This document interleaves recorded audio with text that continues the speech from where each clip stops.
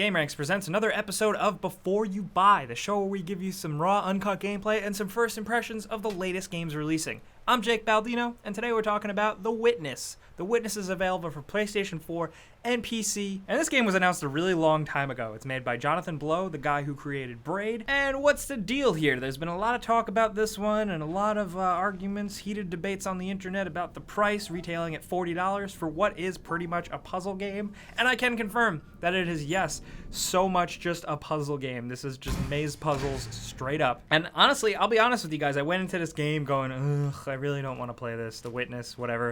It doesn't really seem like my type of thing. That being said, I had a good time with The Witness. It's pretty cool. It's kind of like a weird, relaxing game. Like, I feel like I play this game when I relax, but on the other hand, it's incredibly difficult, and there's some brain-bustery puzzles here. And thankfully, like I said, the puzzles are a lot of maze and activation stuff. There's not really a lot of crate pushing or lever turning, you know what I mean? So the way the game kind of implements puzzles is very different and kind of organic feeling. It's very different than how puzzles normally work. It's kind of like a language that you develop and you learn how to solve things as you progress, even though it's an open world. So thankfully in this game, if there's something that you just can't figure out and you get pissed off, you can step away from it and walk away and find something else that you might figure out. The game is absolutely massive in terms of just little things to discover and solve and everything, because it's just a big island. You're plopped on this big island with no information whatsoever, with not really much of a story, but it's just really enjoyable. It looks amazing. It looks like a painting. Every single angle you approach the game at, it looks absolutely gorgeous, and the sound design is incredible. I've been playing with headphones, and the game just sounds so great. There's no music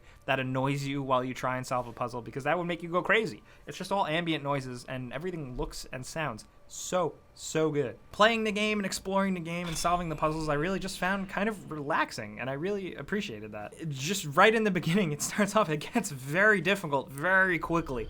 If you get frustrated quickly, this might not be for you. It's not a game for everyone. It's also not a game that you're always going to want to play. You have to be in a certain mood to play this game. I know me especially. A lot of times, I'm not going to want to play this game. But when I'm in the mood and I'm playing this type of style game, I really, really enjoy it. It does seem kind of like an evolution of Myst and those type of games, but it's a bit more engaging. It's a bit more hands-on, and that's why I had fun with it. And while it looks like a walking simulator, I can assure you that it is not. It just feels more involved.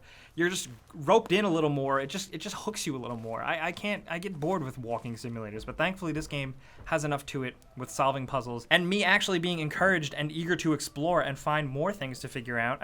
I enjoyed that. Also, there is a sprint button, by the way, so you're not just slowly walking everywhere. Thank God. I will say what I really would have liked, at least on the PS4 version, is some sensitivity adjustment. Doesn't really seem like there is one, and that really kind of sucks. But other than that, like I said, I was just genuinely surprised by The Witness. I went in probably thinking I wasn't really gonna like this at all. Didn't sound like a game for me. Saw a couple reviews, saw a couple little hot takes, and I was like, nah, not for me. But of course, with this being my job and me having to play it, I am pleasantly surprised. And I can probably recommend The Witness to some of you. I think a $40 price tag is justified because the game is absolutely fucking massive. I cannot reiterate that enough.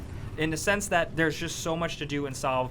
And this is a game you're going to chip away at slowly over a long period of time. Because it's not really getting to the end, it's the journey getting there. I know that sounds so cliched, but it's just the fun of slowly chipping away at little puzzles and, just reworking your brain, rewiring your brain to figure out these things in this game is really kind of cool. It's like a treasure chest. The Witness is just like a big treasure chest full of stuff to figure out and discover, and I appreciated that. But those are my thoughts, and that's the details about the game. It's very simple. It just starts. That's it. There's not a lot of meat and potatoes here if you're into that. There's not a lot of that. And like I've been saying, this is not for everyone. You have to be in a certain type of mood. But some of you guys out there might be surprised with this one. I'm not head over heels and 10 out of 10 in Game of the Year in this game, but I do appreciate it, and I'm having fun with it. So those are some things I think you need to know if you are thinking about The Witness. Of course, if you have any more questions, I'm going to be in the comments. I want to talk to you guys. What do you guys think about this game? I'm also on Twitter and Facebook at Jake Baldino. You can hit me up over there if you have any questions. But most importantly, if you enjoyed this and you want to see more Before You Buys, because I know you guys do, click the like button, because that helps us out, and that lets us do more, I swear. And if you are new, subscribing is a good idea because we put out videos like this every single day. But as always, guys, I'm Jake Baldino. Thanks for watching, and we'll see you guys next time.